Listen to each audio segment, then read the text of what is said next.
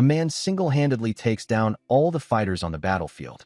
Now, only 3 main fighters remain: the Shaolin abbot, Hyun Jinshin, the Manhua sect leader, Zhang Guang, and the Namgung clan patriarch, Namgung Huang. Since all the fighters who previously battled the man have exhausted him, they decide to seize this opportunity to kill him. The man glares at them, releasing an intense aura and declaring that only the 3 of them are left. They prepare themselves for the final battle, and in the very next moment, the man charges straight at Hyun Jinshin. Despite the sudden and furious attack, Hyun manages to block it, but is forced to fall back instantly. Hyun then curses the man, calling him the divine demon. Swinging his spear, Hyun uses the heavenly Buddha palm strike to attack the divine demon. However, the divine demon easily dodges the attack and leaps into midair, declaring that he will kill Hyun first. The divine demon strikes with his sword, but the monk Hyun blocks it and shouts at the others, asking what they are doing, as now is the time to attack the divine demon. The other 2 fighters immediately charge forward in an attempt to kill him. All 3 strike together. Zhang uses the Blossom Flash Strike, while Namgung unleashes the Thunder Rolling Strike, both claiming they will end the divine demon. Both attacks land. The moment he touches the ground, Hyun finds an opening and attacks again, praying that the divine demon may be reborn in paradise. However, before the attack can reach him, the divine demon leaps into the air and uses a technique that defeats Hyun instantly. The remaining 2 fighters are horrified as they see the divine demon, calling him a monster. Without wasting any time, the divine demon charges at them. Namgung immediately retreats, but Zhang is unable to escape in time and can only block the incoming strike. The divine demon, Zhang Qion, glares at Zhang while smiling. To bring down the man who single-handedly defeated the Central Plains, all the martial masters of the 9 great sects gathered together. Even so, when facing the one whose martial strength was considered the greatest under heaven, their alliance was pushed to the brink of collapse. As their swords clash, Zhang then uses the Plum Blossom Rain technique to attack Zhang. Although the attack appears overwhelming, the battle is not over yet. Zhang recalls the good old days with the love of his life, realizing that he cannot die here. He decides to unleash the demonic spirit sword art, 5th form, Black Dragon Execution. The attack is so fearsome that it takes Zhang down. Now, only Namgung remains. He attacks Zhang with all his might, using the Infinite Emperor sword art. The assault enrages Zhang, who thinks about Namgung's relentless attacks, yet he still refuses to give up. Soon, Zhang locates Namgung's position and strikes him with his sword. Despite taking the hit, Namgung remains alive, and Zhang is forced to retreat as well. Sliding across the ground, Namgung curses the divine demon Zhang, then unsheaths his sword and attacks again from behind. Spotting an opening, Namgung strikes Zhang from behind while laughing and declaring that Zhang's stubborn life ends here. Breathing heavily, the divine demon Zhang feels everything becoming clearer as he remembers his family. With those thoughts in mind, Zhang declares that it is time to finish this. Namgung is confused by his words, but Zhang shouts that he wants to end it now. Zhang then grips his sword and strikes, taking down Namgung along with himself. After taking the blow, Namgung stops resisting, and Zhang delivers the final strike, bringing him down. Now, only Zhang is standing, and the 9 great sects have been completely annihilated. He asks Yanawa, Suk, and Young if this is enough. Zhang's life begins flashing before his eyes. He recalls the first time he fought alongside his friends, when a martial master noticed Zhang's unique fighting style. Zhang wonders if this is his life passing before him. It has been a long time since he last saw it, his master's young face. Yes, his time in the martial world began there. It all started with brawls for survival, wandering without a home, relying solely on a single sword. To live another day, he had to take down someone. Endless and meaningless fighting followed. Such a life makes one question whether it has any meaning at all. He then remembers the girl who once told Zhang that she understood those feelings, because she too struggled daily in the marketplace, constantly clashing and arguing with others. In this world, she said, one must treat everyone as an enemy in order to survive. At the same time, soothing her younger siblings and enduring their endless complaints about food exhausted her. Yet those moments were the most precious to her. When she lost her parents and collapsed in despair, her siblings gave her life meaning once again. She smiled warmly and suggested that Zhang find meaning in his own life. He wanted to live together with them. For someone like him, who only knew how to kill, she gave him a reason to live. He raised his sword once more, this time for vengeance. His life drifted without roots, and for a long time, it seemed to hold no meaning at all. Now, in the moment of death, all he can remember is her face as he cries out in anguish. He realizes that the answer had been there all along. For 15 years, he walked this path alone. Though his sword had dulled and his body bore countless wounds, he gave everything he had to fulfill his revenge. Then, gazing at the faintly rising sun, he lowers the sword in his hand. Here lies the divine demon, Zhang Qian. Zhang's mind goes blank. But suddenly, he hears people arguing about something related to selling a clan's martial arts for a few coins. He wonders what this commotion is about. The scene shifts to another place, where a red-haired woman declares that since her elder brother suffered an unfortunate accident and can no longer carry on the martial arts line, her son will inherit the Flame Hua clan's secret martial arts. The divine demon, Zhang, opens his eyes in confusion and wonders what is happening, asking himself if he is not supposed to be in hell right now. Zhang then notices a small child arguing with a red-haired woman, refusing her decision and stating that his elder brother is still alive and well. He insists that there is no way the clan's martial arts can be handed over to outsiders, especially since the woman's son is not even of direct blood. Another child adds that even if their brother can no longer practice martial arts, their grandfather's techniques must remain within the Flame Hua clan. Hearing this, Zhang wonders who these people and children are. The red-haired woman's son smiles and steps forward, saying that this situation will not end like this, and that he has a proposal to make.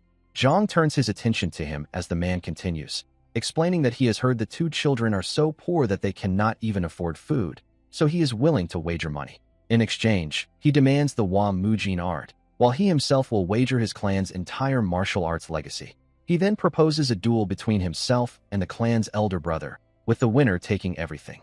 After making this suggestion, the red-haired woman's son asks for their answer. This enrages the children, who shout that their elder brother cannot even begin training because of his condition. They declare that they will not fall for such an obvious trick. Finally, Zhang speaks up, complaining that it is far too noisy, and asks who Mujin is. The children are confused by this, and Zhang calmly declares that he is the divine demon, Zhang. Dabo again asks about Zhang's identity, so Zhang introduces himself as the divine demon, Zhang. Hearing this, Dabo replies that it is not even funny and mocks Zhang, telling him he might as well call himself the king of the underworld instead. Dabo is the second son of the Changhua merchant group. Dojin and Soyan grow visibly embarrassed as they watch their brother behave this way. Dojin wonders why things always turn out like this at times like these. Dabo's mother, Bu Chuyan, then steps forward, stating that Mujin's madness is worsening with each passing day. Dojin appears very afraid of her as she clicks her tongue and continues, claiming that with the clan's eldest son in such a state, the fate of the Flame Hua clan is already sealed. She says this out of blood ties and consideration, asking them to take her words kindly, and adds that it is not bad advice for Mujin either. Bu Chuyan is the master of the Changhua merchant group, who goes on to say that there is no need for further discussion and that she will take Mujin's silence as acceptance of the duel, so it should be treated as such. After that, Dabo and Bu begin to leave, informing Mujin that the duel will take place at the Baiyang Pavilion on the 5th day of the 2nd month. Dabo turns back with a smirk and tells Mujin that this is a promise made between martial artists, and that if Mujin breaks the duel, he already knows the consequences. After saying this, Dabo laughs mockingly and calls Mujin the divine demon, Zhang, before leaving. Once they are gone, Soyan comments that she cannot believe they are deciding everything on their own. She then asks Zhang, or rather her brother Mujin, what he plans to do, pointing out that he has never even properly swung a sword before. Zhang asks in confusion whether she is talking about him. Both Dojin and Soyan nod in agreement. Hearing this, Zhang finds the situation amusing and even laughs, releasing his aura as he declares that he could defeat them all in a single burst of inner energy, considering their beginner-level strength. However, Zhang suddenly realizes that all of his inner energy is gone. Dojin and Soyan grow anxious when they hear this. Zhang then shouts in disbelief, asking what is happening, as he cannot sense even a trace of inner energy within himself. Not only that, he notices that something is wrong with this body, as it feels extremely frail and weak. He wonders whether he can even properly hold a sword. Zhang finds the entire situation absurd, but Soyan suddenly shouts at him, looking deeply embarrassed and telling him to stop. Startled, Zhang turns to look at her. She calls him brother and begs him to come to his senses, saying that even if he is in a state of madness, he is still the head of the family. Overwhelmed with emotion, she begins to cry, asking what kind of person would silently endure such humiliation. Hearing this, Dojin tries to scold her, telling her to apologize immediately and reminding her that this is not how she should speak to her brother. Soyan shakes her head, refusing to apologize, and cries even harder, claiming that everything is Mujin's fault and that their mother and father died because of him. Zhang remains silent, enduring her words without protest. After that, Soyeon runs away, while Dojin lets out a deep sigh. He then tells his brother, now Zhang, that although he may not remember, Soyeon often loses control of her emotions like this, and he asks for Zhang's understanding. Zhang agrees, and Dojin also decides to leave. Now standing alone in the courtyard, Zhang feels utterly confused as he realizes that even children are treating him as a madman. He finds the situation truly unbelievable. As time passes and the sun begins to set, he had even fulfilled his vengeance for Manhua and her siblings. After all of that, he should have closed his eyes in peace. Yet now he finds himself inside a weak and fragile body. Zhang stomps the ground in frustration, questioning how this could have happened and wondering about the identities of the children who resembled Suk and Yang. On top of that, they keep calling him mad, adding even more confusion to his thoughts. As he struggles to make sense of everything, a servant suddenly comes running toward him. The servant looks extremely worried, explaining that Dojin has gone out again despite his frail condition. He asks Zhang if he has any idea how concerned everyone has been. Zhang responds by asking who the servant is, since he seems to know Mujin well.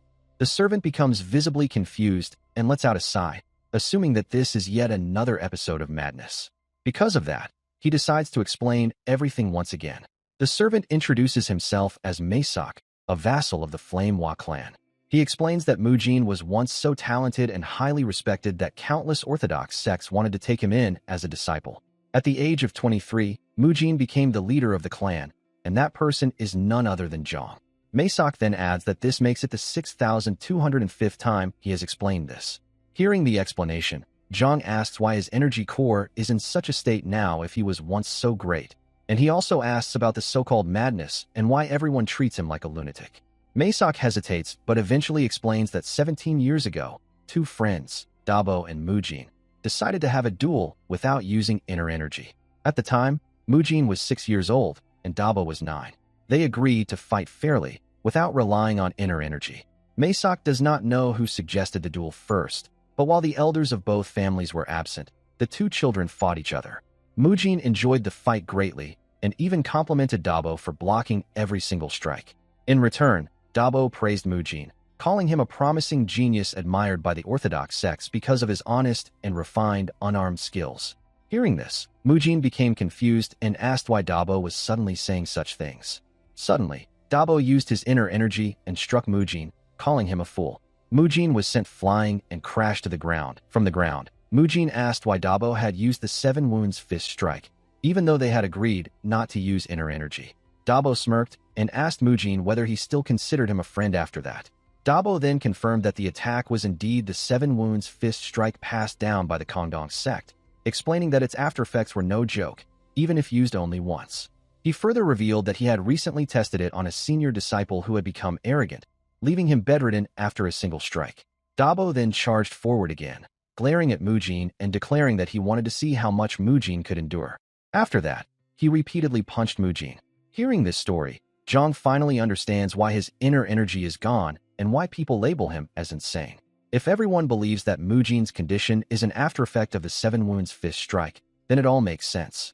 Zhang concludes that Dabo tampered with Mujin's nerves, crippling him into a state of madness and leaving him without an energy core. Not only that, but Dabo now dares to shamelessly demand a duel. Zhang turns to Maesok and asks what punishment Dabo received for causing such damage. Maesok replies that the decision was made by the former clan patriarch, Mujin's father. Although Dabo was his nephew, he was also the son of the Changhua merchant group, one of the top 10 powers in the Central Plains. Because of this, Mujin's father only gave Dabo a stern scolding and chose to end the matter there. Hearing that his own son was crippled by the 7 wounds fist strike and that the only punishment was a verbal reprimand, Zhang lets out a cold smirk. Zhang then begins walking and asks Maesok about the whereabouts of Mujin's parents. Instead of answering immediately, Maesok leads Zhang to a room and explains that Mujin's condition worsened with each passing day, and his father fell deeply into debt while desperately trying to cure Mujin's madness. 9 years ago, Mujin's mother's illness worsened, and she passed away. 3 years later, burdened by debt and despair, Mujin's father also passed away. From that point on, the clan members viewed Mujin as a child who ruined his clan, a son who became the cause of his parents' deaths, and a brother who placed his younger siblings in hardship. The Manhua clan's reputation collapsed completely. All that remains are the debts incurred for Mujin's sake, 2 loyal retainers, a handful of martial artists, and Mujin's younger siblings, the Flamehua clan's younger son, Dojin, and its daughter, Hua Soyan. Listening to this, Mujin recalls Soyan bursting out in anger back then and realizes how a single illness destroyed the entire household. It is no wonder that Soyan was so furious.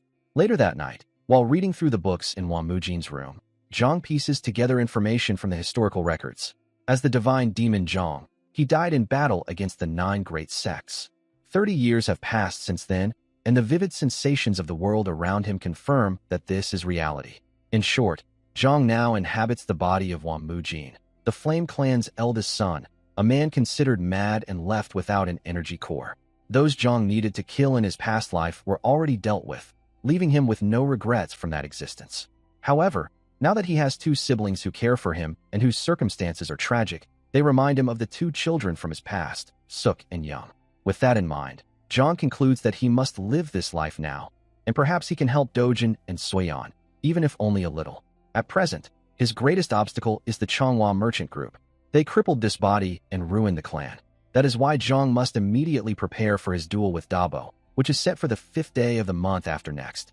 Before then, he will need to rebuild himself to at least a beginner's level. As he looks at the letters left by his siblings, Zhang smiles faintly and says that it seems he will have to start over from the very beginning. After returning to his room, Zhang begins cultivating. Doing so reminds him of the first time he learned martial arts from his master. Back then, even breathing was difficult. Yet now, perhaps because this body's innate martial aptitude is extraordinary, he does not even need to go through the process of sensing energy. Simply closing his eyes is enough.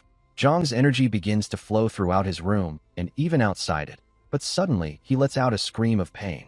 Even the retainers and Masak hear it from their quarters and rush over, asking what happened. They open the door to find Zhang lying on the ground. The brown-haired retainer smiles and remarks that Mujin has finally died, but when he checks his nerves, he realizes that Mujin is perfectly fine. In fact, his pulse is stronger than ever. Confused as to why Mujin seems healthier than before, the retainer is startled when Zhang suddenly grabs his hand and asks what is wrong with this body, explaining that all he tried to do was form an energy core, but the pain was unbearable. The brown-haired retainer becomes deeply confused, and Zhang asks whether this body has some kind of special constitution. The retainer stammers before replying that if Zhang is asking about Mujin's constitution, it is said to be the heavenly martial body. Hearing this, Zhang is stunned.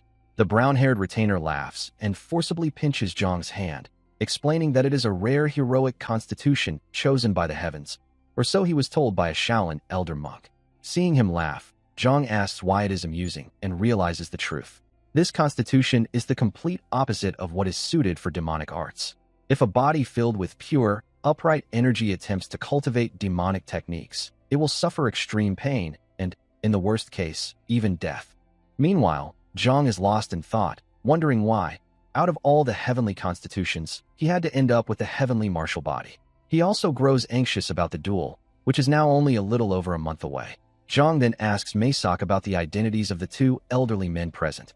Masak explains that they are the clan's chief steward, Du, and Elder Zhou. Zhang is surprised to see such expressions on their faces, even though the eldest son has collapsed. Elder Zhou quietly whispers to Steward Du that Mujin's symptoms are worsening, meaning it is time for them to prepare themselves. Hearing this, Zhang curses Zhou under his breath and begins coughing again. Masak shouts, telling Zhang that he cannot die yet. In his mind, Zhang responds calmly that he will not die like this. Rain pours down over the Hua residence as Masak informs Mujin that he had been bedridden for 3 whole days. Yet now, all of a sudden, Mujin is walking down the path as if heading somewhere. Grabbing an umbrella and hurrying after him, Masak asks whether he is truly all right. As he walks, Zhang thinks to himself that he is doomed to die in this weak body, which took 3 full days just to recover. His face is covered in bandages, and he turns to tell Masak to calm down, saying that he is making him look bad. More importantly, Zhang tells Masak that he plans to duel and therefore needs a sword, which is why Masak must go and obtain a few swords immediately. Hearing this, Masak replies that they are in no position to think about swords when they are struggling to afford their next meal, as there is no money left to buy one. Zhang then asks if there is truly no money remaining in the household. Masak explains that they are currently borrowing from a loan syndicate and that the outrageous interest rates have caused their debts to balloon to an enormous level. Zhang looks up at the lightning-filled sky and thinks that this family has truly fallen, meaning their financial problems must be resolved first. He then decides that taking on more debt is acceptable, as it would simply add to what they already owe. Hearing this, Masak becomes alarmed and shouts that Zhang cannot borrow from them again. Zhang orders him to stop complaining and instead write a letter to the two elders, informing them that Mujin is merely going out for a walk. Meanwhile, in his room, Steward Du is shocked after reading the letter. Elder Zhou, however, asks what the problem is, claiming that the loan syndicates would simply turn Mujin away. Du replies that this is not the real issue. If Mujin recklessly provokes the loan syndicate, then minor lawless factions could become involved. Despite the warnings, Zhang eventually arrives at the loan syndicate, only to find their path blocked by a large, burly man. Zhang smirks and tells the man to inform his leader that Mujin of the Manhua clan wishes to see him. The loan syndicate's gatekeeper, Kong Noho. Ignoring this, Zhang taunts Kong, saying that if he cannot handle the matter, he should call someone above him instead. This angers Kong, and seeing the tension rise, Masak quickly bows an apology, explaining that their young master is unwell. Standing face to face with Kong, Zhang asks what he is staring at. At that moment, another man suddenly appears between them, casually flipping a coin as he asks what is going on. Zhang is startled by the sudden appearance, and Kong explains to the newcomer that Zhang wishes to meet the leader. Observing Kang's respectful tone, Zhang asks whether this man is in charge. The man asks Zhang for what reason he wants to meet their leader. Zhang calmly replies that he is here to borrow money. Hearing this, the man, revealed to be the deputy leader, Ma Zhengbo, decides that since Zhang is a customer, there is no need to bother the leader. Ma Zhengbo then opens the door and invites Zhang inside. Once inside, Zhang and Masak are led to an unfamiliar area. As they cross a bridge, Masak whispers to Zhang, urging him to turn back because he has a very bad feeling about this. Zhang asks why, pointing out that they have already come this far. Masak explains that a few days earlier, an old woman at the market tea house claimed she saw two assassins from the loan syndicate. Masak also heard that these individuals are incredibly skilled martial artists who have mastered the twin ruinous force known as the Moonslaying Heaven technique. Realizing that Zhang does not recognize the name, Masak repeats that it is the twin ruinous force, the Moonslaying Heaven technique. Hearing this, Zhang stops and asks Masak what he expects him to do about it. At that moment, Ma Zhengbo laughs while flipping his coin, saying that it seems the servant is quick to understand the danger, but it is already too late for them to turn back. Zhang is startled when he senses someone pointing a sword at him, and he soon realizes that he is surrounded by fighters.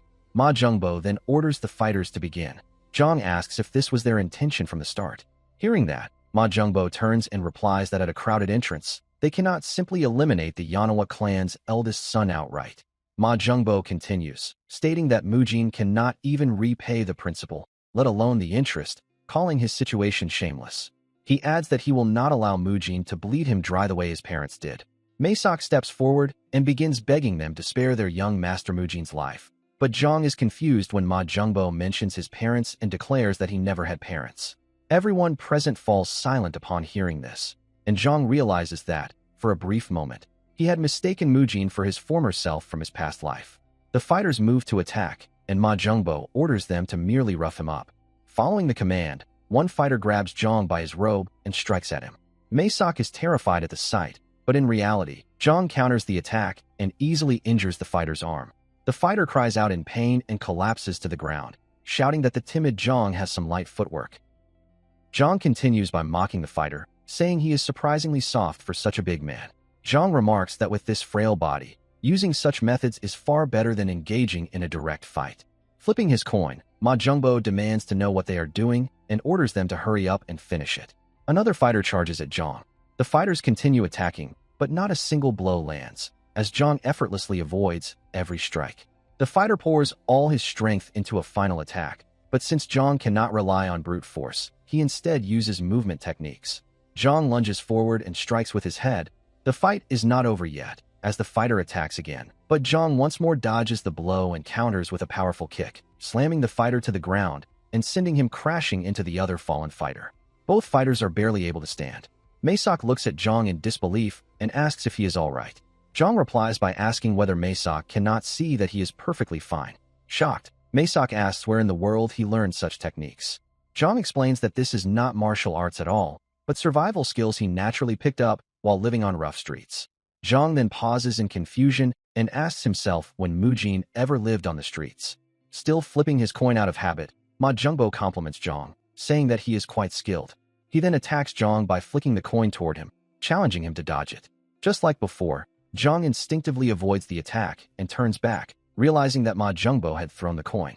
Zhang states that he only wants to speak with the leader and asks why they are making things so difficult. Ma Jungbo replies coldly that the leader is not someone Zhang can simply meet so casually. Then Mo Jungbo attacks Zhang, but Zhang blocks the sword with nothing more than a pair of chopsticks. Mo Jungbo is stunned to see his blade stopped by such a simple object. Zhang explains that he brought the chopsticks as a replacement since he does not have a sword, but they turn out to be quite useful. As they continue fighting, Zhang realizes that this is exactly as he expected. Mo Jungbo is using a martial art that no one has ever heard of. Even so, Zhang finds an opening and strike at Mo Jungbo with the chopsticks. Mo Jungbo is shocked that Zhang not only blocked a sword with chopsticks, but also exploited the moment so precisely. Enraged, Mo Jungbo swings his sword again, but Zhang dodges it swiftly and remarks that if Mo Jungbo underestimates chopsticks, he will regret it. Zhang begins attacking while swinging the chopsticks with precision.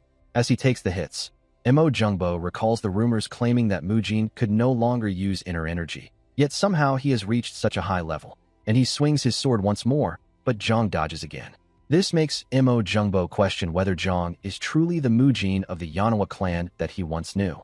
As Zhang strikes Mo Jungbo, he comments that he heard their family was drowning in debt, which made him curious about what kind of people the Lone Syndicate really were. Yet despite their bold extortion, their skills turn out to be pitiful. Realizing that he is losing the battle, Mo Jungbo retreats, deciding to show Zhang a taste of the martial arts that Zhang supposedly looked down on. Zhang is confused by this and responds that he has never looked down on any martial arts. A purple aura begins to emanate from Mo Jungbo's sword. It is the Moonslaying Heaven's secret technique. Mo Jungbo charges at Zhang with this technique, but Zhang stands fearlessly and replies that the ones playing games here are the Lone Syndicates. Mo Jungbo is shocked when Zhang dodges the technique, and Zhang immediately follows up with a punch. As this happens, Mo Jungbo wonders who Mujin truly is and concludes that he has been hiding such strength all this time. After taking the blow, demanding to know how he plans to deal with the consequences later. Hearing this, Zhang calmly responds that he did not come here to listen to threats. He adds that what he wants to hear next will help Mo Jungbo live longer. After saying this, Zhang repeats himself, then smirks and states that he needs to borrow some money. Still seated, Mo Jungbo hesitantly asks Zhang to speak about what he is curious about. Zhang explains that he wants to know why people who hate losing even a single coin would support a clan without any collateral. He believes there must have been some malicious intent behind it. Mo Jungbo stammers in response, claiming that Zhang has misunderstood and insisting there was no malicious intent. Hearing this, Zhang remarks that he can practically hear the gears turning in Mo Jungbo's head from where he is sitting. Zhang then threatens Mo Jungbo, warning him to think carefully. Terrified, Mo Jungbo finally confesses that it was done at the behest of the Changhua Merchant Guild. Zhang calmly states that he had already suspected it was them, and asks what kind of deal they had made. Mo Jungbo hesitates to answer, but Zhang threatens him again, stating that he is neither an enlightened Taoist nor a righteous warrior. He adds that if Mo Jungbo is going to be loyal, then he should be loyal to his superiors. Hearing this, Mo Jungbo becomes extremely anxious and reveals that there was a contract in which the Changhua Merchant Guild instructed the Lone Syndicate to lend the Manhua clan as much money as they wanted at the highest possible interest rate. The guild ordered them to push the Manhua clan into debt as though they were sinking into a swamp. Once the clan eventually collapsed, the Changhua Merchant Guild promised the Lone Syndicate a substantial reward on top of their usual gains. Mo Jungbo then hands over the contract to Zhang. After reading it, Zhang realizes that the Lone Syndicate had also taken the land as collateral. Since Zhang is borrowing 300 niang of gold today, he asks Mo Jungbo how much the amount would grow in 1 year. Mo Jungbo replies that, according to the contract, it would reach approximately 5,000 niang of gold. Zhang smiles and dismisses them all as nothing more than a bunch of clowns. He then tosses the contract onto the table, deciding to move on to another matter. Zhang asks Mo Jungbo about the whereabouts of the minor lawless faction.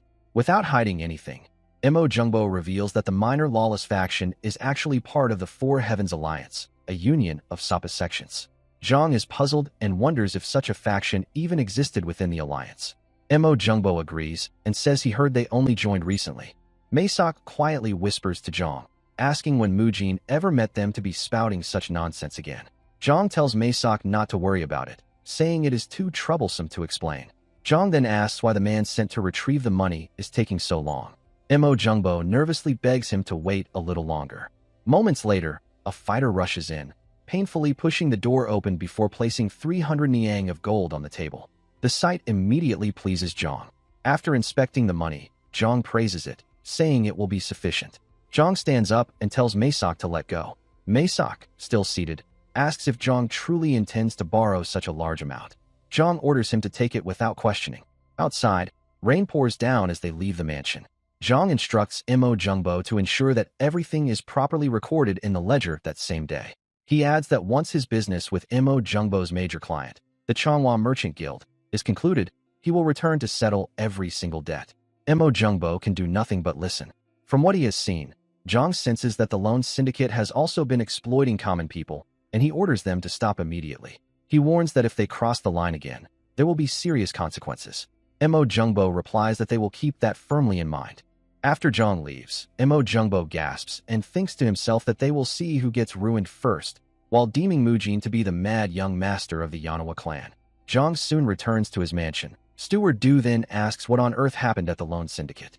Hearing this, Zhang explains that he simply went there to borrow some money because their subordinates were complaining that living conditions had become difficult. Zhang continues by saying that they must also feed the warriors of the Yanhua clan properly, because they cannot afford to have the rest of their people run away. Upon seeing the money, Steward Du asks whether Zhang stole it from somewhere, since there is no way a loan syndicate would willingly lend money. Zhang replies that he told them to properly record it in their ledger before he left. He then places his hand on Steward Du's shoulder and instructs him to focus solely on feeding and clothing his younger siblings. After saying this, Zhang begins to walk away, telling them to keep up their hard work. Once Zhang leaves, Masak collapses onto the ground while Steward Du and Elder Zhou silently watch him. Steward Du then asks whether such madness can truly exist in this world, and Elder Zhou clicks his tongue in response. Meanwhile, Zhang enters the grave room, lights the candles, and closes his eyes. He says that since he never had parents, he is unsure of what he should say. He tells Mujin's parents that, for now, the financial issues are more or less resolved, so they do not need to worry. From this point on, he promises to take good care of his siblings and the members of the household, asking them to rest peacefully.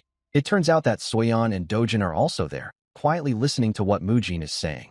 Zhang continues by mentioning that in a few days, he has a duel with someone named Dabo, and they are set to fight with a clan's secret manual at stake. Mujin's siblings appear happy upon hearing this, and Zhang reassures Mujin's parents not to worry, stating that he will decisively handle the matter. Afterward, Zhang goes to sleep. The next morning, Masak stands outside Zhang's room while workers carry in the sword boxes. As they place them down, they wonder aloud why the boxes are so heavy. Masak praises them for their effort, but the workers ignore him, clearly exhausted and complaining about their aching backs. Zhang wakes up and opens the door with a bright expression, saying that they have finally arrived. The sword boxes weigh 50 gun, 80 gun, and 110 gun. Masak confirms that all of them are present. Zhang opens one of the boxes to inspect it while Masak asks what he plans to do with these swords, pointing out that even the warriors who carried them struggled greatly. Zhang reaches for a sword and replies that there is only one thing to do with a sword, and that is to swing it. To start, he decides to try the lightest one, the 50-gun sword. However, it turns out to be extremely heavy for Mujin. Masak asks whether Zhang truly plans to swing something this heavy. Zhang had expected this, but realizing that he cannot even lift the 50-gun sword makes him understand just how deteriorated his body has become. Still, Zhang resolves not to give up. Using all of his strength, he manages to hold the sword, claiming that he can somehow lift it with both hands. He then orders Masak to stop staring and do what he was told. Masak stands up, and as Zhang drags the sword back to his room, he tells Masak that from now on, his meals should include meat side dishes. Masak comments that he is worried about Zhang, but Zhang ignores him, closes the door, and grips the sword with one hand. As he holds it, Zhang thinks about how only half a month remains until the duel. His current body possesses a heavenly martial constitution, which is completely incompatible with the demonic arts his master once taught him. That leaves him with only one remaining option, the sword style passed down by his master's close friend, known as the 9 Swords of Dugu. Zhang begins swinging the sword, believing this is now his only way to survive. The scene then shifts to another location, where a red-haired man is casually playing a violin. One of his subordinates informs him that Mujin has dealt with the loan syndicate. The subordinate confirms that, according to the carrier pigeon, they will be unable to take action for about half a month. Hearing this, the red-haired man wonders how Mujin possesses such strength despite lacking a dantian. He concludes that one's class is permanent, then smiles and remarks that he should prepare a small gift for the great young Master Mujin. He looks forward to the day of the duel, eager to see Mujin reveal all of his hidden facets. Now, Zhang is practicing martial arts and has come to understand how the heavenly martial body truly feels. If it is a body granted by the heavens, then it should at least be able to withstand this much. Sitting on the floor in his room, Zhang thinks about how everything he requested has already been prepared by Mesak. Now it begins. Zhang stands up and uses the solitary 9 swords, first form, declaration form. He can carry his sword and step forward at any time. Not even Mount Tai dares to block his path. Zhang practices the first form and then moves on to the second form, known as the breaking form. No matter what weapon comes at him, he will shatter them all. However, while using the second form, Zhang suddenly feels intense pain in his abdomen. He realizes that he is already reaching his limits with just this much effort, but he knows he must endure it. Zhang then kicks a ball, sending it swinging all around the room, and uses the third form, the sky-cleaving form. Even if an enemy's energy shakes the heavens, it will be split before this sword. With this form, Zhang cuts the ball into 4 pieces. He is drenched in sweat and suddenly feels even more intense pain in his back. Ignoring the pain, Zhang pulls a rope, deciding to move on to the next phase. As he pulls the rope, numerous bamboo poles fall from the ceiling. Zhang uses the 4th form, the void-cleaving form, a form before which no martial art can stand. He attacks the bamboo, declaring that all complicated techniques will fall to natural counterplay, and thus the simplest sword can divide them. However, it turns out that Zhang is unable to land even a single hit. In the very next moment, large wooden logs begin falling from above. Seeing this, Zhang charges forward, practicing the 5th form, the army defeat form. Even if a horde of enemies swarms him, they will kneel before this sword. This time, Zhang manages to break the logs in half. An ant swarm can never surpass an elephant. Before true strength, numbers mean nothing. Even so, one of the wooden pieces strikes Zhang on the head, making him shout in frustration. Zhang then proceeds to the 6th form, known as One Strike still contains water. In this form, Zhang swings the sword wildly. Even a floating leaf on water would be break in 2 by this blade. Afterward, Zhang realizes that all the mechanisms he set up inside the room have been used, so the next stage must be done outside. Once outside, Zhang uses the 7th form, known as One Point, Twin Earths, on stone dummies. The sword is said to open the earth beneath it. If it can break the ground, then size no longer matters. Despite his efforts, Zhang is unable to shatter them. So he moves on and break the stone instead. Next comes the 8th form, known as the Heaven-Sundering form. Even the sky itself will be split by this blade, leaving nothing in the world beyond its reach. After that, Zhang unbinds the sword that had been tied to his hand and uses the 9th form, known as the Self-Cleaving form. At last, he breaks his sword. He has no further reason to wield a blade. Zhang collapses onto the ground and closes his eyes, thinking that in the end, it is all just mimicry. He then remembers his master showing him the final form and asking whether Zhang had memorized it. Zhang, who was still a child at the time, replied that he had memorized it, but questioned whether such an unworthy sword style even deserved to be called a sword art. He recalls thinking that even the explanations were unbearably cringeworthy, breaking the earth, the sky, one's sword, and even oneself. To Zhang, it all sounds like something a child made up trying to sound cool. Zhang's master coughs and admits that he can't deny it, but he doesn't want his close friend's sword legacy to end like this. He explains that he couldn't carry it on himself, so he wants Zhang to take it up instead. Zhang's master reveals that his friend was the only swordsman who could stand toe-to-toe with him. Zhang is confused, knowing that his master's friend has no inner power. His master claims that his friend likely relied on moving internal skill and strictly insisted that it be passed on to someone outside of any sect, because those within the sect could never fully master it. Moving internal skill is a low-grade martial art that builds inner strength purely through physical movement, but it rarely improves energy channels. Zhang comments that moving internal skill sounds like a trash-tier method, which makes his master very angry. He flicks Zhang on the head, saying, "That's how it is, so shut up already." Rubbing his head, Zhang submits. Anyway, his master continues, explaining that if one swings this sword style 1,000 times, their body will begin to change. At 100,000 swings, they will start to emit a sword aura. At 1,000,000 swings, very few under heaven could match them. Or so his master says. Even if Zhang practices 1,000 swings a day, he would finish mastering the technique in 3 years. Analyzing this, Zhang asks whether his master's friend was truly as strong as him. His master replies that he can't say for certain, but if they fought to the end, one of them would definitely die. Thinking about that, Zhang looks at the sky, wondering what kind of man his master's friend really was. The scene then shifts to Zhang, currently asleep, getting slapped by Masak, who is trying to wake him. Zhang finally opens his eyes. Masak asks if he is alright, saying he was worried because Zhang wouldn't get up. Zhang dares Masak to hit him once more, threatening that he will kill him. Zhang then stands, thinking about how he fainted after performing just one sword form and not even completing 1,000 swings yet. He realizes he still has a long way to go. Masak brings a meal, informing Zhang that it's time to eat. Seeing that he has been served pork, Zhang notes it, and Masak explains that yesterday Zhang asked for meat side dishes. He adds that it has been so long since they had meat, so they should enjoy it. While eating, Zhang instructs Masak that starting tomorrow, he wants beef instead of pork. Masak is shocked, so Zhang explains that beef builds muscle better. He continues, saying that if money is an issue, they can use funds from the loan syndicate, and assures Masak not to worry because he will borrow more later. Zhang then starts eating and instructs Masak that until he fights Dabo, he will be eating 3 meat meals a day. Masak asks Zhang where he first started learning martial arts.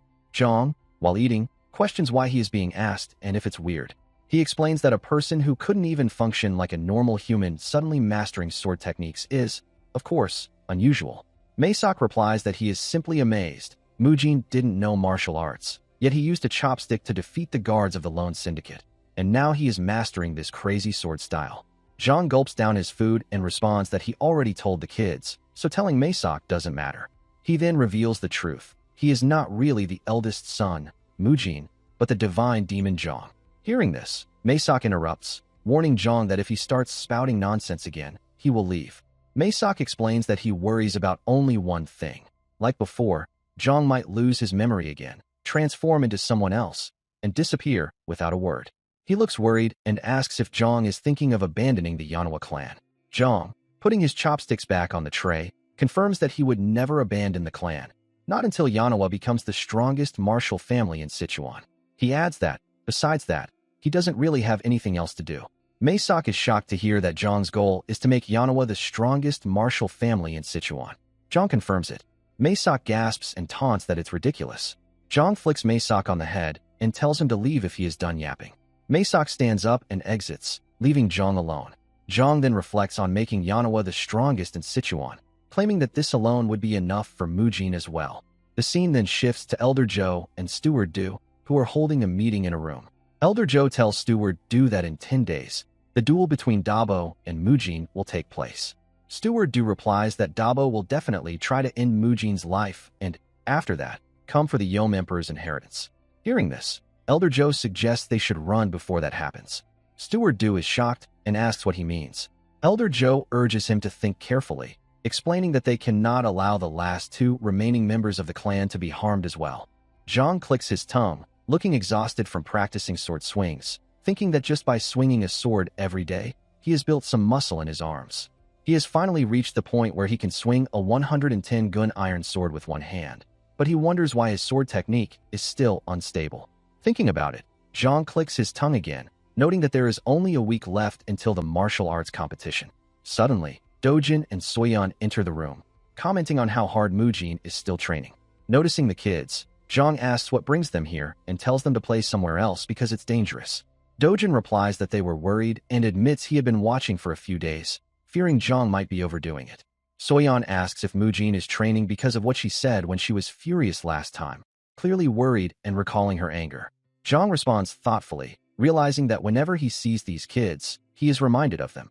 He pats both of their heads reassuringly, telling them not to worry.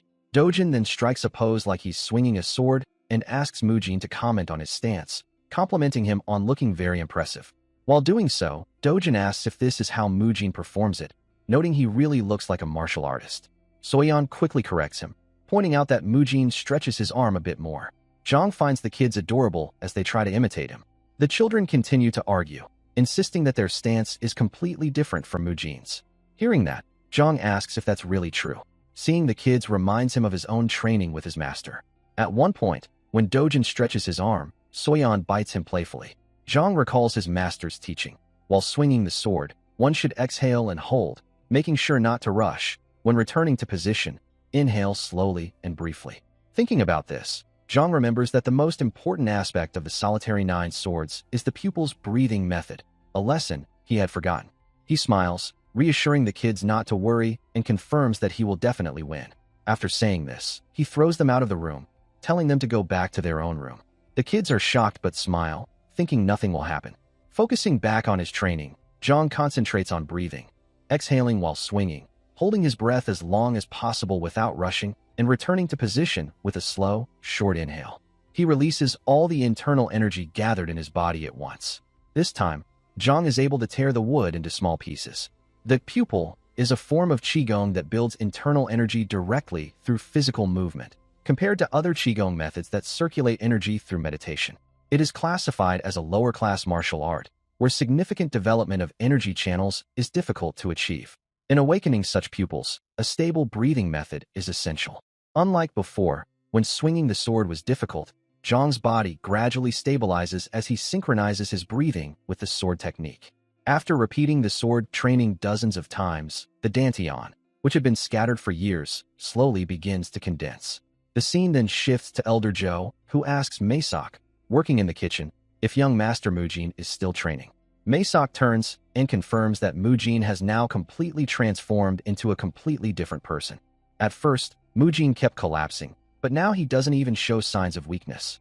Maesok explains that the divine energy treatment from the Mudong before seems to have been effective. Hearing this, Elder Zhou places his hand on his head, thinking that even with Wudong Baeksun's treatment, improvement shouldn't happen in just one session. He instructs Maesok to inform him if anything unusual occurs. But before Elder Zhou can finish, Maesok starts walking away, saying he understands. Elder Zhou clicks his tongue in realization. After preparing the food, Maesok runs to Zhang's room, announcing that it's time to eat. Zhang is standing there, holding a massive sword, and the room is a mess. Maesok, bewildered, asks what is going on. Ignoring him, Zhang comments that the room is too narrow now.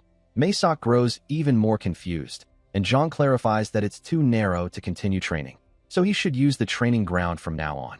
Zhang heads to the training ground, but the fighters there are displeased at his arrival. Reaching the ground, Zhang realizes he wasn't informed that there would be guests. Maesok, nervous, explains that Mujin still intends to use the large training ground. The fighters are furious, and Zhang stomps his sword on the ground, declaring that they all heard him. Since he needs space to train properly, he will borrow the large training ground for a while. He instructs them to leave, suggesting they can use another nearby ground. The martial artists scoff. Their anger is palpable. Noticing their expressions, Zhang comments that their eyes look quite challenging. One of the martial artists attempts to argue, but their commander stops him, ordering everyone to step back because Mujin will be training. This commander is Keelboin, leader of the Yanawa clan's death squad. As the martial artists start leaving, Keelboin whispers to himself that it seems the madness has erupted again. Hearing this, Zhang taunts him, calling him a dull talent. Keelboin grows furious and turns back. Zhang smirks and says that if Keelboin has complaints, he should say them to his face, because bottling up feelings is for cowards. Keelboin asks what Mujin is suggesting. Zhang replies that among people who live by the sword, complaints should be addressed directly. He points his sword at Keelboin, saying they must fight it out. Keelboin responds that no matter how much a master is angered, no warrior draws a sword against the person who will become clan head. Zhang counters with the saying, "A dog that bites doesn't bark, and a barking dog is full of fear." He continues, telling Keelboin that if he isn't going to step forward, then don't bark from the start. Keelboin, enraged by the taunts, draws his sword and tells Zhang that regret won't save him. Zhang assumes his stance, claiming confidently that he is not the type to regret. Keelboin steps forward and swings his twin swords before Mujin, signaling the start of the duel. Mujin calmly takes his stance, and the fight begins. In a stunning display of control, Mujin plants his greatsword into the ground and effortlessly blocks Keelboin's first strike, leaving the spectators wide-eyed in disbelief. Even Keelboin's underlings are shaken by Mujin's precise and almost unreal movements. Mujin continues to evade every incoming attack with ease, which only fuels Keelboin's anger. Frustrated, Keelboin taunts him, demanding that he fight like a true martial artist. Hearing this, Mujin lands firmly on the ground and grips his greatsword once more. Keelboin, who has served the Yonhwa clan for 25 years, believes the clan's downfall rests solely on Mujin's shoulders. To him, Mujin preaching about martial arts after bringing the clan low is something he simply cannot accept. With all his strength, Keelboyne charges forward. In response, Mujin unleashes the solitary 9 swords, second form, breaking form. Their blades collide with tremendous force, and Keelboyne instantly loses his balance. To his shock, even his internal energy trembles under the impact of Mujin's technique. Without hesitation, Mujin sets aside his greatsword and drives a decisive punch into Keelboyne, declaring that everything he said was true, but from this moment on, things will change. The blow sends Keelboyne crashing to the ground, unable to comprehend what just happened. The haze in his eyes clears, replaced by a sharp realization. Mujin now possesses the gaze of a true warrior. The entire crowd is stunned by Mujin's victory. Keelboyne's subordinates rush to his side, still grumbling and accusing Mujin of fighting dishonorably. However, Keelboyne regains consciousness and orders them to be silent. He openly admits his defeat and begins to show genuine respect toward Mujin. Accepting the outcome, he instructs his men to stop interfering and move to the training ground next door. Once they leave, Mujin tells Masak to step out as well. The scene shifts to Keelboyne and his underlings, who insist that he must have held back during the duel. Keelboyne reveals the truth. He did not hold back. He had intended to leave Mujin half dead. More importantly, he acknowledges that their young master has changed and gained what he calls a heavenly opportunity. Hearing this, Masak quietly wonders when such a transformation could have occurred. Still, seeing Mujin's growth firsthand, he accepts the change. Later that night, Steward and Joe hold a private meeting. The duel with the Changhua Merchant Guild is set for tomorrow.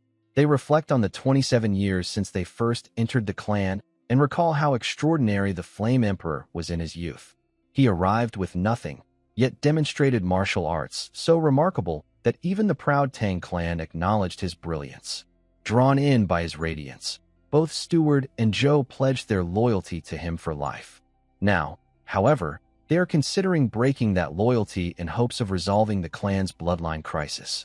For 17 years, they have watched young Master Mujin struggle with instability, and during that same time, they have witnessed the steady decline of the Yoma clan. Convinced that they are acting for the greater good, they prepare to leave. All they require is enough money to resettle elsewhere, a few skilled martial artists, and 4 official permits. Still, Steward urges Joe to leave first. After all, Mujin carries the Flame Emperor's bloodline and may one day need help restoring his body. Meanwhile, to demonstrate their seriousness, the Changhua Merchant Group has hired the martial master of the Kongdong sect to witness the duel. Steward understands their true intention, to erase this mansion entirely. That is why he instructs Joe to go ahead to the promised location and wait. The younger ones will be shocked when they learn the truth, but there will be nothing they can do to stop it. The next morning, as they eat, Mujin complains that the meat is unusually tough. Masak explains that they can only afford the cheapest cuts, which are always hard to chew. When Mujin asks if they are short on funds, Masak reveals that the overseers provide them with very little support. After some light banter, Mujin asks about his outfit for the day. Masak jokingly remarks that Mujin looked better when he was covered in bandages. Mujin lightly smacks him in response, and the two prepare to leave. When Steward arrives, Mujin initially assumes he has come to persuade them to abandon the fight and flee. Steward denies this, reassuring him. Relieved, Mujin confidently declares that he will defeat their opponents and tells Steward to wait. However, Steward insists on accompanying him. Though Mujin thinks Steward worries too much, he ultimately sets off alongside Joe and Masak, ready to face what awaits. A large crowd gathers on the upcoming duel between the Changhua Merchant Group and the Flamehua clan. However, those favoring the Flamehua clan are left completely stunned when young Master Mujin makes his entrance, casually eating as he walks in. Soon after, Choyan appears and attempts to frame the situation as though the Hua clan were the ones who demanded this duel, carefully shaping the narrative to protect the Changhua Merchant Group's reputation. Mujin refuses to let that stand. He openly declares that they cannot allow the Changhua Merchant Group to seize the Flamehua clan's secret manual. That is why they have no choice but to fight. The crowd is taken aback by this revelation, and murmurs ripple through the audience. Watching the reaction, Choyeon wonders how long she will be able to maintain her composure. Today's official witness, Han Yang of the Kongdong sect, arrives at the arena. With both sides ready, Han Yang formally declares the start of the duel, and the crowd erupts in excitement. On stage, Dabo informs Mujin that the outfit he is wearing is the official martial uniform of the Flamehua clan. He explains that it was personally sent to commemorate the return of Hua Mujin. In response, Mujin draws his massive greatsword and confidently announces that he will reclaim everything taken by the Changhua merchant group once the duel is over. The sheer size of the blade shocks the spectators. Many wonder whether proper swordsmanship can even be performed with such a weapon, especially since the Flame Emperor was historically known for his barehanded martial arts. From the sidelines, Joe asks Maesok whether Mujin said anything unusual earlier. Maesok admits that Mujin became visibly angry when Steward suggested fleeing that morning. Although Maesok had been joking at the time, he genuinely believes that young Master Mujin can win. Still, deep down, he wrestles with uncertainty about whether this confrontation is truly the best course of action. The referee signals the start of the match by striking the bell. In the very next instant, Mujin launches himself into the air and attacks Dabo. The speed of his movement leaves the audience speechless. The young master who was once rumored to be consumed by madness now fights with remarkable strength and precision. Even so, Dabo regards Mujin's current level as that of an inexperienced challenger. Their swords clash repeatedly, the sharp echoes thrilling the crowd. Choyeon is surprised that Mujin has lasted longer than she anticipated, though she still believes Dabo's skill surpasses his. As the battle intensifies, Dabo presses forward with a powerful strike. Mujin blocks and is forced back, but he remains steady. Dabo aims not only to defeat him, but to break his spirit. Steward watches in astonishment, having expected Mujin to fall almost immediately. Yet Mujin continues to endure. Standing beside him, Maesok reveals that Mujin has not yet shown his true strength. He has secretly witnessed Mujin training in isolation, and he knows there is something far greater still hidden beneath the surface. During the exchange, Mujin realizes that his current skill is evenly matched with Dabo's. But to him, that changes nothing. In the past, no matter how powerful his opponents were, he always prevailed in the end. Now, both Mujin and Dabo fight with absolute resolve, each fully prepared to stake everything on the outcome of this duel. Meanwhile, in another part of the city, Joe finally reaches the destination they had prepared in case they needed to flee. He carries the two younger children the entire way. Fortunately, they fall asleep along the journey, making it easier for him to move without drawing attention. Before leaving the mansion, Joe had asked Steward why he refused to come along. Steward answered calmly that Mujin is still the Flame Emperor's bloodline. No matter what happens, Steward chooses to stay behind and personally oversee what he believes may become the young master's final journey. Hearing this, Joe reluctantly agrees to go ahead and wait at the promised location. Back at the arena, the duel between Mujin and Dabo intensifies. Although Dabo continues to resist, Mujin internally concludes that his opponent is still only at the level of a novice. The crowd, once loud and excited, grows tense as it becomes clear that the young master of the Hua clan is gaining the upper hand. Many spectators had believed Dabo, an outer sect disciple of the Kongdong sect, would dominate the fight. Now, whispers spread that perhaps he is not as impressive as rumored. Those murmurs reach Dabo's ears. Angered by the belittling comments, he charges at Mujin with full force.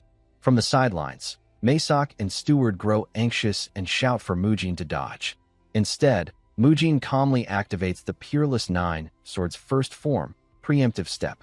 He blocks the incoming strike and sends Dabo flying backward. Without hesitation, Mujin begins gathering his inner energy. The audience senses that this could be his finishing move. Dabo scoffs, claiming that Mujin's energy accumulation is too slow, and lunges forward to interrupt him. But Mujin immediately transitions into the Peerless Nine sword's second form, weapon destruction. The technique overwhelms Dabo completely. In the clash, Dabo's blade shatters. Seizing the opening, Mujin strikes decisively, injuring Dabo's arm and delivering a powerful kick to his chest that sends him crashing to the ground. Choyeon watches in horror as Dabo lies defeated. Maesok and Steward stand frozen in disbelief. Against all expectations, Young Master Mujin has won. At that moment, Han Yang of the Kongdong sect leaps onto the stage and confirms that Dabo's energy core has been shattered. He questions whether Mujin needed to go so far, noting that the difference in skill had already determined the outcome. Mujin responds that if that is their perspective, then he also has something to say. He asks whether it was necessary to use the 7 wounds fist on the head of a 5-year-old child who knew nothing of martial arts. To him, today's actions are simply the conclusion of a grievance that began 17 years ago. From this point forward, he declares, the Changhua merchant group will bear the consequences of provoking the Flamehua clan. With that, Mujin turns and leaves the stage. Choyan collapses to the ground, overwhelmed and shaken, vowing never to forget this day. The spectators remain stunned for a moment before erupting into cheers for young Master Mujin. Many are deeply moved by the extraordinary sword techniques they have just witnessed, techniques unlike anything they have seen before. After leaving the arena, Mujin reunites with Masak and Steward. He announces that they will return home, a decision that causes Joe concern at the safe location. As Steward watches Mujin walk ahead, he quietly wonders whether the young master's back had always seemed this broad and imposing. Mujin suddenly asks Steward what he is staring at, causing Steward to panic momentarily, fearing that Mujin has discovered their plan to flee. Instead, Mujin brings up the gold he had entrusted to him earlier. When he asks whether all of it has been spent, Steward replies that a small amount remains. Mujin casually remarks that they may need to visit the Bangho sect again soon due to financial difficulties. Then his tone sharpens. Mujin states that he does not mind if Joe or any other warrior chooses to leave the clan.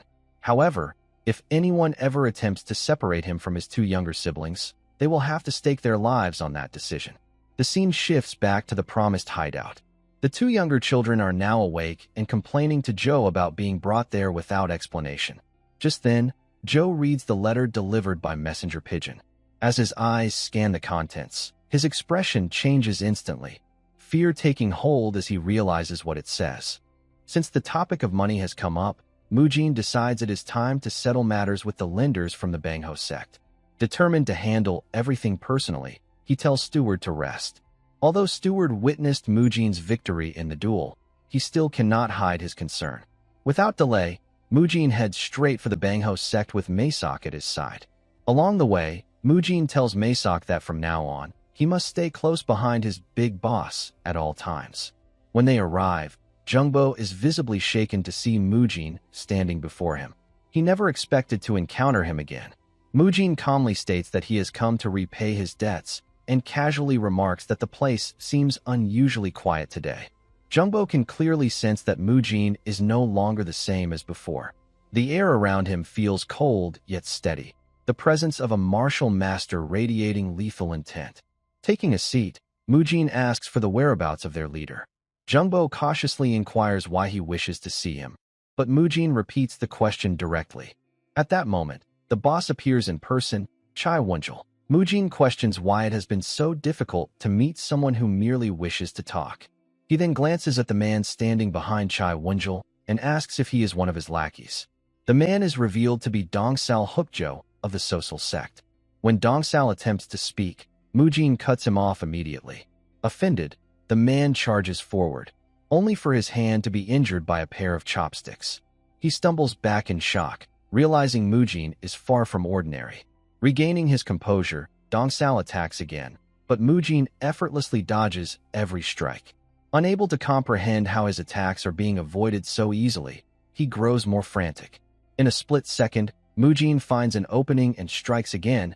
Now desperate, Dongsal threatens that the Social sect will send pursuers after Mujin for this attack. Unmoved by the warning, Mujin prepares to finish him. Terrified, Dongsal immediately begs for his life, offering all his wealth, properties, and possessions in exchange. Mujin pauses and agrees to take everything.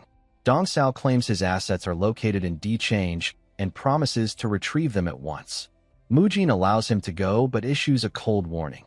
If he fails to return, he will suffer far worse consequences. Frightened, Dongsal flees without hesitation. That leaves Chai Wunjil, the head of the Bangho sect, who has witnessed everything. He bows repeatedly and begs Mujin to spare him, offering all his holdings in exchange for mercy. Mujin dismisses the plea as meaningless. As far as he is concerned, the property already belongs to him. Chai Wenjil hurriedly agrees to hand everything over. However, Mujin strikes him down, stating that there is no point in repeatedly offering what already belongs to him. Jungbo and the remaining underlings freeze in shock. Mujin turns and asks who stands next in command. Jungbo immediately steps forward, introducing himself as the vice sect leader and desperately pleading for his life. Mujin spares him without hesitation and then asks for a full evaluation of the sect's wealth. After calculating carefully, Jungbo estimates that the late leader's personal property is worth around 4,000 gold niang. Including all establishments, the Bangho sect's total assets amount to at least 10,000 gold niang. On top of that, there is an annual tribute of 500 gold niang paid to the social sect. Adding the assets together and including compensation for the harm caused, Mujin declares that the total now stands at 20,000 gold niang. Jungbo quickly agrees and rushes to prepare the transfer documents. Once Jungbo leaves, Mujin informs the remaining members that they should begin negotiating ransom payments for themselves. He clarifies that while he spared Jungbo, he never promised to spare everyone else. Terrified, the underlings beg for mercy. After settling all matters, Mujin transports the wealth back to the mansion. Steward is left speechless at the sight of the overflowing chests. Mujin casually remarks that each chest contains roughly 400 gold niang. However, Steward's worry deepens. The Bangho sect was backed by the social sect. Since Mujin already seems aware of this, Steward further reveals that Ju Sugang of the Crimson Sword sect is a sworn brother of the social sect, alongside Death Black Crow and Red Crow. Upon hearing the name again, Mujin casually mentions that he has already dealt with Death Black Crow. He then warns Steward that opponents of this level may be difficult for him or Elder Joe to handle, but they should not measure Mujin by the same standard. If such trouble comes looking for him, he will simply eliminate it. Afterward, Mujin changes the subject and asks for tender beef to be prepared for dinner. He also reminds them to make sure his younger siblings are well fed when they return. With that, he heads to his room. Steward remains stunned. Death Black Crow is feared throughout Sichuan, yet Mujin treated him as insignificant. Watching the young master walk away, Steward cannot help but wonder whether this is truly the same Mujin he once knew. Later that night, Choyan secretly hires several rogue martial artists and orders them to attack the Flame Hua clan's residence. She instructs them to leave only one member alive. Determined and consumed by resentment, she resolves to destroy everything Mujin holds dear right before his eyes. There was once a golden era for the Flame Hua clan. A remarkable figure known as the Flame Emperor drew admiration from countless martial artists who filled the training grounds just to witness his presence. Even the prestigious Tang clan of Sichuan praised both his character and his strength. Within a single generation, the Flame Hua clan rose to become a force no one could ignore. Even renowned martial masters avoided provoking its warriors. In those days, the people of Xichang would cheer proudly whenever members of the clan walked through the streets. But after the Flame Emperor's death, everything changed. During the succession ceremony for the next patriarch, the new leader's shortcomings were exposed before the world. From that point on, the Flame Hua clan steadily declined. Loyal followers began to drift away one by one. The image of the Flame Emperor still lingers in memory. To the orthodox sects, he was a bold and magnanimous hero. To his enemies, he was an overwhelming martial master of unmatched power. He was, without question, an extraordinary man. And now, for reasons he cannot fully explain, Steward finds that young Master Mujin's back resembles that same commanding figure. Suddenly, two exhausted warriors rush into Steward's room with urgent news. Assassins have been sent by the Changhua merchant group to ambush them. Elder Joe and the remaining warriors are fighting as best they can, but the attackers greatly outnumber them. Realizing that the young master and the young lady are in danger, Steward immediately orders someone to inform Mujin while he heads toward the battlefield himself. The scene shifts to Joe, who is standing alone, desperately defending the children. Just as he is about to be struck down, Steward arrives in time to save him. The assassins quickly turn their attention to Steward, attacking him together. He holds them off with determination, but one assassin finds an opening and forces him onto the defensive. The leader of the group orders the others to leave Steward to him and eliminate everyone else, except for one member. A precise strike lands, and Steward collapses to the ground. The assassins smirk as they debate which member to spare. Dojin steps forward bravely, shielding his sister. Impressed but unmoved, one assassin raises his blade to kill him. At that very moment, Mujin appears. The assassin halts briefly, then decides to eliminate Mujin as well. But the instant he closes the distance, Mujin takes him down before he can even react. Mujin charges forward without hesitation. The remaining assassins rush him all at once, but it makes no difference. Activating the Peerless Nine Swords' fifth form, Mujin takes them down in a single overwhelming strike. One assassin survives long enough to attempt a final attack, only to be defeated by Mujin in the next instant. Mujin leaves one attacker alive, injuring him and warning him not to move if he values his life. With the danger neutralized, Steward, Joe, and the children are safe. Soyeon slowly opens her eyes and sees Mujin walking toward them. She tries to look around, but Dojin gently covers her eyes, telling her not to look. Mujin approaches and asks if they are hurt. Dojin assures him that he is fine. Mujin praises Dojin's courage and pats his head. He then instructs Elder Joe to take the wounded and his siblings back to the manor. Afterward, Mujin turns to the surviving assassin and demands confirmation. Were they sent by the Changhua merchant group? The assassin remains silent. Mujin calmly states that if he answers honestly, he will be spared. Terrified, the assassin confesses. They were sent by Choyan, the leader of the Changhua merchant group. She hired them through a faction of hired killers. Having obtained the information he needed, Mujin allows the man to leave, but not without a message. He orders the assassin to return and report exactly what happened, that while Mujin of the Flame Hua clan destroyed the entire group. And he warns that if this hostility continues, there will be consequences.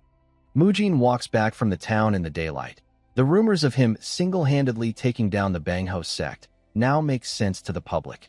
Once called the Mad Young Master, Hua Mujin is now spoken of as the hidden dragon of Shichang. Upon entering his manor, Mujin is greeted by Maesok, who bursts into tears from relief at seeing his master safe. Ignoring the display, Mujin asks if all the injured have been taken to the medicine hall. Maesok confirms that not a single one escaped injury. The second young master, Dojin, and Soyeon are resting in their chambers to recover their strength. Mujin compliments Maesok on his efforts and instructs him to prepare a bath immediately. As night falls, Mujin reflects on the events with Dojin and Soyeon. Though it may seem ordinary, it is almost unimaginable for children of a martial clan to rest and recover in such a way. Yet Mujin refuses to let them witness the full cruelty of the world. If he could, he would shield them entirely, letting them experience only goodness. Dojin and Soyeon, and he silently vows to protect them.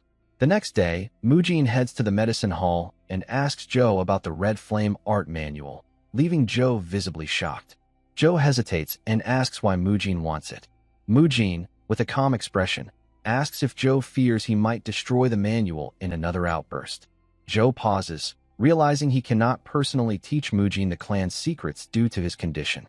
Mujin then reveals that starting tomorrow, he will personally train Dojin and Soyeon.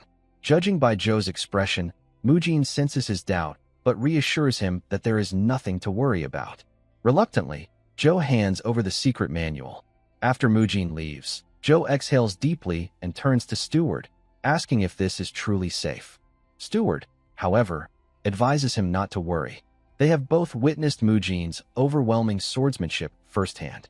Mujin is improving at an astonishing rate, and it seems he is nearly cured. Steward believes the progress may be thanks to the Taoist treatment finally taking effect, though Joe has never heard of any treatment capable of enhancing martial arts. They both conclude that Mujin's sudden improvement must be the result of an encounter with a powerful martial master. For the first time in 17 years, the long shadow over the Flame Hua clan seems to be lifting. At the Flame Hua training ground, Mujin begins teaching the young ones, but they struggle to grasp his instructions. Seeing this, he simplifies his explanation. Face your opponent as if your feet are frozen in place, yet let your own movements be as free as a butterfly. This is a fundamental movement technique Mujin himself created, forged through countless real combat experiences.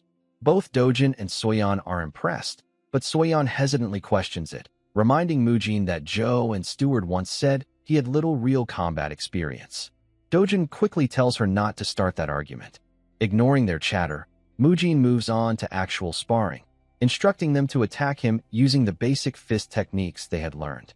They try to strike with all their strength, but their form is so poor that Mujin grows concerned. They cannot balance their weight, fail to rotate their lower body, and lack even basic control over their movements. Shaking his head, Mujin decides to end the training for the day. Their potential is greater than he expected, but their bodies must be strengthened before learning advanced techniques. He tells them to rest and promises to see them again at dinner. Once the young ones leave, Mujin exhales deeply, reflecting on how difficult it must have been for his master to train him. But he vows to restore the Manhua clan to its former glory, revive its martial legacy, and track down the one who bore the cursed swordless mark, whom he failed to defeat in his previous life. He swears to kill that person no matter what it takes. Gripping his greatsword, Mujin notices that he can now lift it effortlessly with one hand. Not only that, he can feel the energy in the air. With each repetition of his sword forms, his speed continues to increase.